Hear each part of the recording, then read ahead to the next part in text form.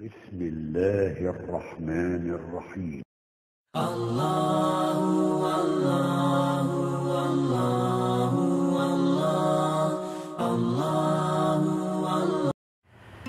Bismillahirrahmanirrahim.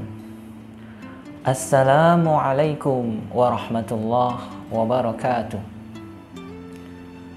Alhamdulillahi hamdan katsiran thayyiban mubarakan fih kama yuhibbu rabbuna wa yarda. Asyhadu an la ilaha illallah wa asyhadu anna Muhammadar Rasulullah. Allahumma salli ala Muhammad wa ala ali Muhammad, amma ba'd.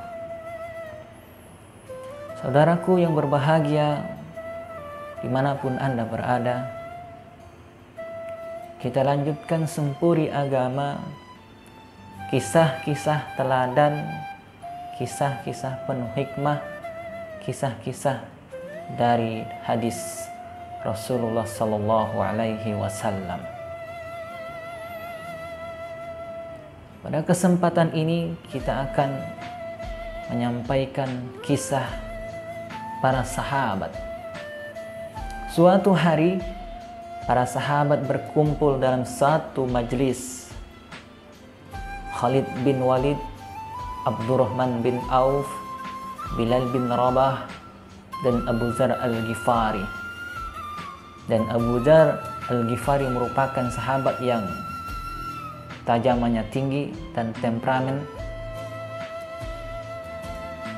Mereka pun mengusulkan sesuatu, dan Abu Dzar Al-Ghifari pun mengusulkan tentang bagaimana perlakuan dan penempatan terhadap sebuah pasukan.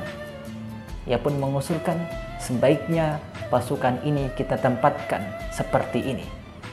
Maka secara tiba-tiba Bilal bin Rabah menimpali usulan dari Abu Dzar Al-Ghifari. Apa kata Bilal bin Rabah? Tidak, itu usulan yang salah. Kemudian mendengar ucapan dari Bilal bin Rabah, Abu Dzar pun tidak senang. Bahkan dia marah kepada Bilal bin Rabah sambil mengatakan, "Wahai Bilal, beraninya kamu bilang begitu?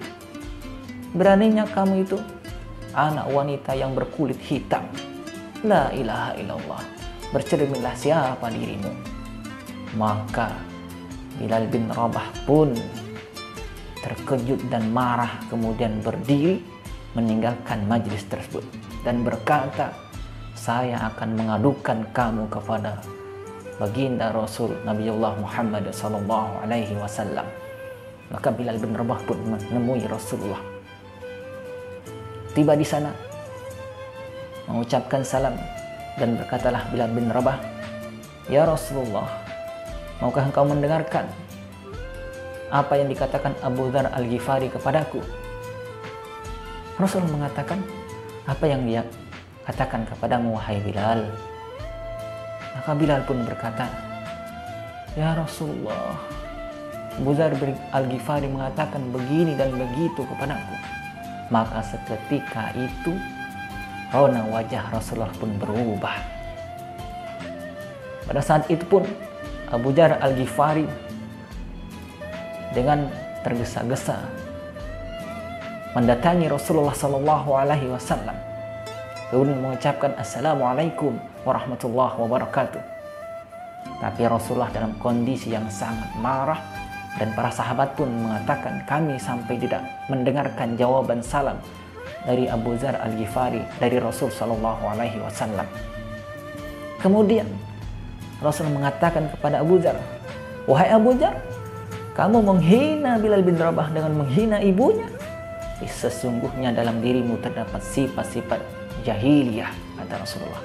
Mendengar ucapan itu pun Abu Dzar Al-Ghifari sangat merasa bersalah, bagaikan disambar petir, dan ia pun menangis dan berkata pada Rasulullah, "Ya Rasulullah, beristighfarlah untukku, mohonlah ampun kepada Allah untukku," kata Abu Dzar Al-Ghifari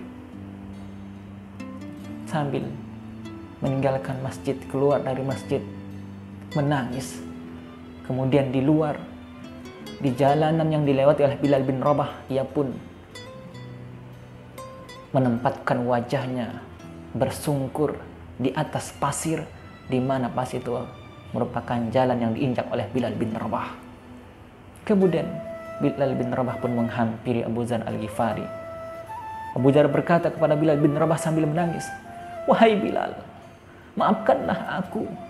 Aku tidak akan mengangkat pipiku dari pasir ini sebelum engkau menginjaknya dengan kakimu, wahai Bilal. Sesungguhnya aku hina, engkaulah yang mulia, engkaulah yang benar, wahai Bilal bin Rabah," kata Abu Dzar Al-Ghifari. Kemudian Bilal bin Rabah pun, kita mengetahui siapa beliau. Beliau merupakan ruh Islam, pengumandang azan, pengumandang seruan langit, dambaan setiap manusia suaranya untuk memanggil menuju kepada Allah Subhanahu wa Ta'ala, yaitu melaksanakan sholat dengan kumandang adanya Bilal bin Rabah. Kemudian Bilal bin Rabah pun berkata kepada Abu Dzar Al-Ghifari, "Wahai Abu Dzar, sahabatku, sesungguhnya pipimu ini tidak pantas aku injak." Sambil menangis pun Bilal mengatakan, "Sesungguhnya pipimu ini mulia, wahai Abu Dzar Al-Ghifari, tidak pantas untuk diinjak, hanya pantas untuk dikecup."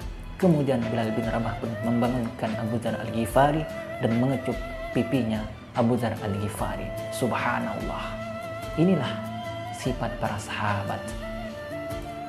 Berapa banyak kita melakukan kesalahan, menyakiti hati orang di sekitar kita, berbuat salah terhadap orang di sekitar kita, kemudian mungkin menyakiti dengan tangan kita, menzalimi orang di sekitar kita. Pernahkah kita melakukan seperti yang dilakukan oleh Abu Dzar Al-Ghifari? Langsung mengatakan, "Maafkan aku wahai saudaraku, maafkan aku. Aku tidak akan begini dan begitu sebelum engkau memaafkan aku." Pernahkah kita mengatakan yang macam itu? Berapa kali kita sudah melakukan kesalahan? 10 kali, puluhan kali, ratusan kali mungkin. Kita menunggu 1 tahun sekali ketika momentum bulan Ramadan, momentum Lebaran, baru meminta maaf. Para sahabat tidak begitu, wahai saudaraku sekalian.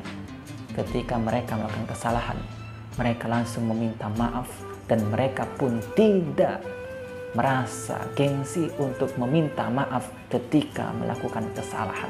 Mereka sadar melakukan kesalahan, tahu melakukan kesalahan, langsung meminta maaf. Itulah sifat para sahabat, sifat orang-orang soleh. Kemudian dari kisah ini juga kita melihat sifat para sahabat juga dalam memaafkan sahabat saudaranya yang meminta maaf kepadanya. Bukan kemudian mengadukan secara hukum dan lain sebagainya, tapi memaafkan saudaranya ketika saudaranya sungguh-sungguh meminta maaf kepadanya. Subhanallah, itulah persaudaraan atas iman kepada Allah Subhanahu wa Ta'ala. Saling meminta maaf dan saling memaafkan. Kita sebagai manusia, sebagai orang yang memiliki sifat manusiawi, kadang melakukan kesalahan. Tapi ketika kita menyadari kesalahan itu, maka kita meminta maaf dan mohon ampun kepada Allah Subhanahu wa Ta'ala dan berusaha untuk tidak mengulanginya kembali. Kemudian pelajaran lain dari kisah ini adalah bahwa kita melihat bagaimana sikap Islam, bagaimana sikap Rasulullah kepada para sahabat, di mana Rasul tidak membedakan para sahabat. Dia mau berkulit hitam, berkulit merah, berkulit putih, berkulit coklat, di hadapan Rasulullah dan di hadapan Allah Subhanahu wa Ta'ala tidak ada bedanya, sama. Yang membedakan nanti derajatnya di sisi Allah adalah ketakwaannya kepada Allah Subhanahu wa Ta'ala. Kemudian pelajaran yang lainnya, saudaraku sekalian yang berbahagia, adalah kita tidak pantas membangga-banggakan nenek moyang kita, membangga-banggakan orang tua kita, apalagi tujuannya untuk merendahkan dan menghinakan orang lain ataupun untuk kesombongan. Itu bukan ajaran Islam dan itu bukan dari akhlak umat Islam atau akhlak orang-orang yang soleh.